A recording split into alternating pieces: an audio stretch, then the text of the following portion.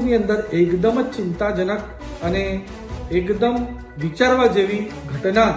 ધરમપુરની અંદર બની છે, જેમાં વિધર્મી યુવક આદિવાસી સમાજની જે નાબાલિગ યુવતી છે એમને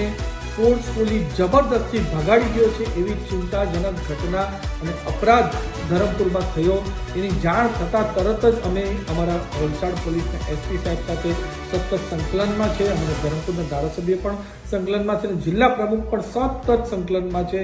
અને અમને 100% વિશ્વાસ છે કે જે રીતની પોલીસ કામગીરી કરી રહી છે, પૂરું ટેકનિકલ એનાલિસિસ કરી રહી છે, એનાથી આ યુવતી જલ્દીથી જલ્દી અમને મળી જશે અને જે અપરાધી છે એમને સખ્તથી સખ્ત કાર્યવાહી એમના પર થાય એના માટે અમારી સરકાર અને પોલીસ પૂરી રીતે પ્રયાસ કરવાની છે અને એમને એ રીતની સજા મળે કે દાખલારૂપ સજા મળે કે આવનારા સમયમાં આવો કોઈ પણ યુવક, વિધર્મી યુવક આવા અપરાધ કરવા પહેલાં 100 વાર વિચારે અને એમના ટાંટિયા પણ ડૂબી જાય એવી સજા અમારી પોલીસની ટીમ અને સરકાર આપશે એવી અમને 100% ખાતરી છે. પણ ખાસ તમારા ચેનલના માધ્યમથી હું એ પૂછવા માંગુ છું કે વિપક્ષના લોકો જે આદિવાસી સમાજના મસીહા બનીને કરે છે, આદિવાસી કરે છે,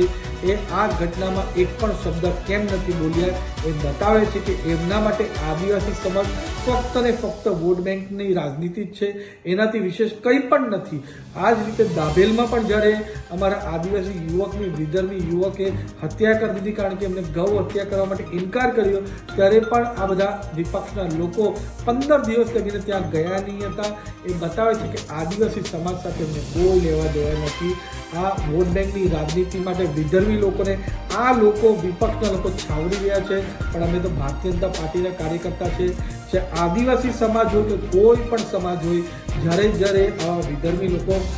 અમારા સમાજની સામે, અમારા ધર્મની સામે આવી રીતના અપરાધ કરશે એનામાં અમે સખ્તથી સખ્ત કાર્યવાહી અમારી ભારતીય જનતા પાર્ટીની સરકાર લેશે.